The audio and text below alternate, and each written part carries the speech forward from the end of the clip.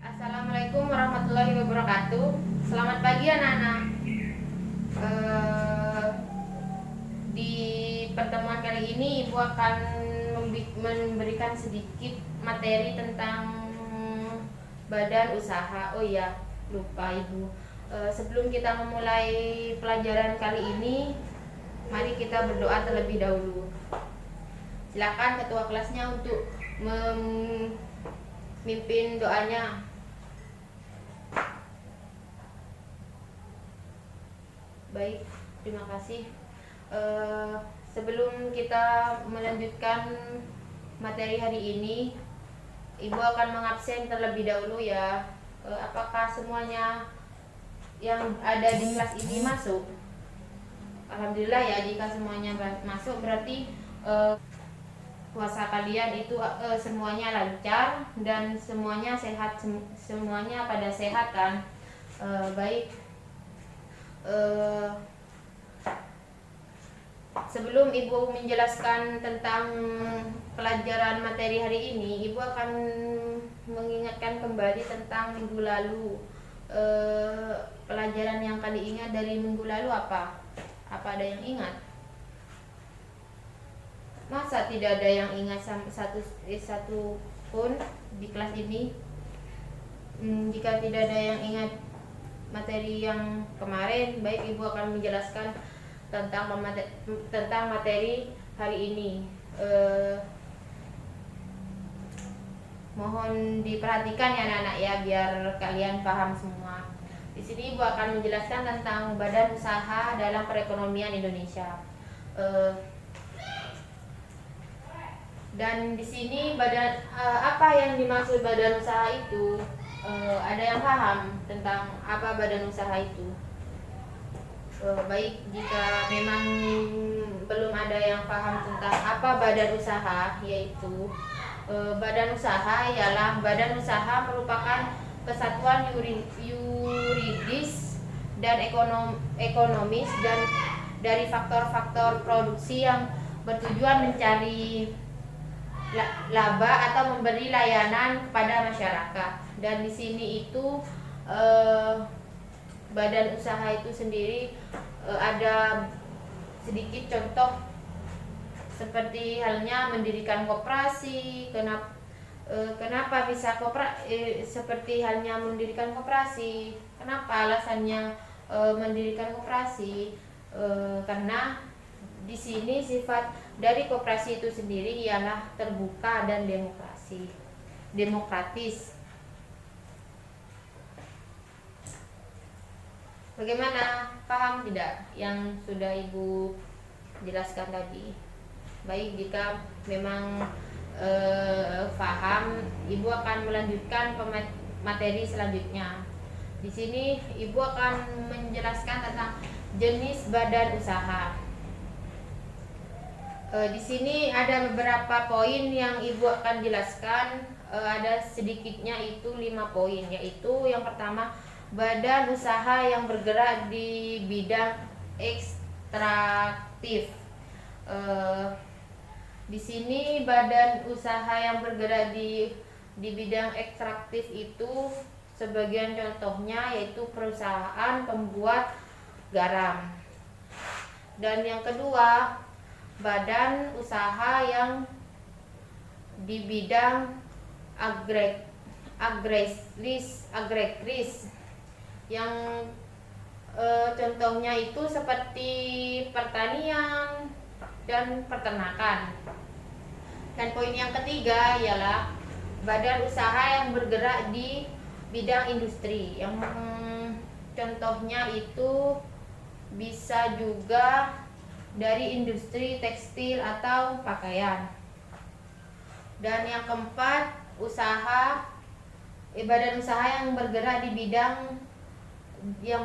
bidang perdagangan, seperti halnya contoh kayak di swalayan, di minimarket, supermarket, seperti itu.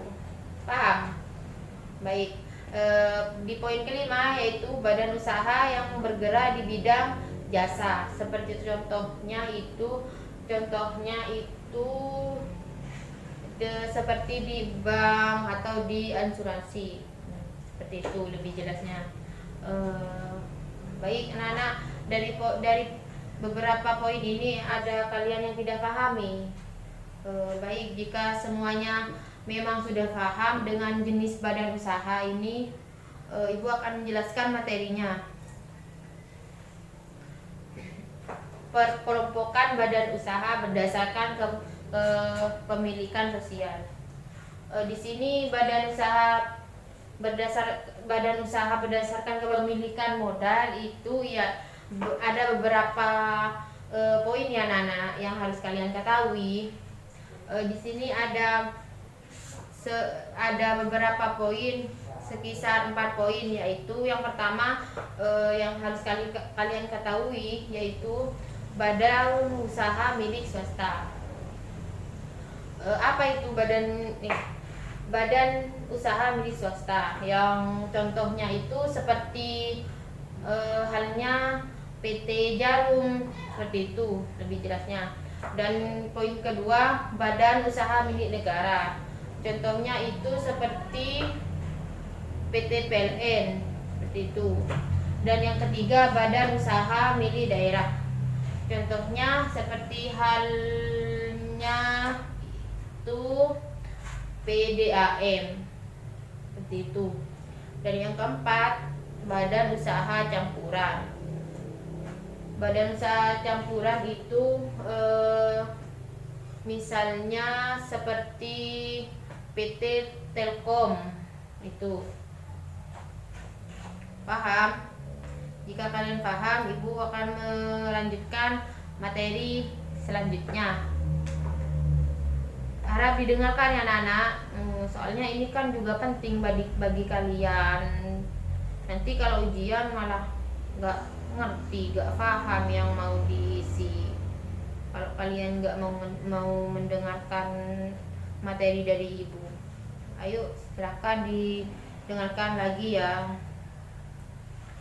Selanjutnya Ibu akan menjelaskan tentang pengelompokan badan usaha berdasarkan wilayah negara. Di sini pengelompokan badan usaha berdasarkan wilayah negara itu dibagi dua. Ada 2 poin ya yang harus anak-anak pahami. Yang pertama yaitu badan usaha penanaman modal dalam negeri. Badan usaha penanaman modal dalam negeri itu maksudnya itu gini, ketika melakukan penanaman modal di negeri sendiri itu modalnya memakai modal dalam negeri itu sendiri, begitu. Paham? Baik, selanjutnya badan usaha penanaman modal asing. Di sini maksudnya itu ketika melakukan usaha di wilayah negara A,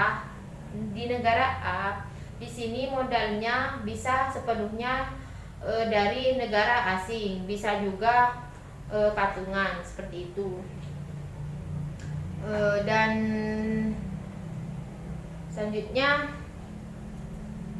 bentuk-bentuk badan usaha. Di sini bentuk-bentuk badan usaha ada beberapa jenis ya. Yang pertama itu badan usaha milik BUMN, badan usaha milik negara BUMN, yaitu jenis badan usahanya seperti halnya badan usaha perseroan atau persero, dan ada juga badan usaha umum atau perum. Ya, dan poin selanjutnya ialah badan usaha swasta. Bisa juga disebut juga BUMS.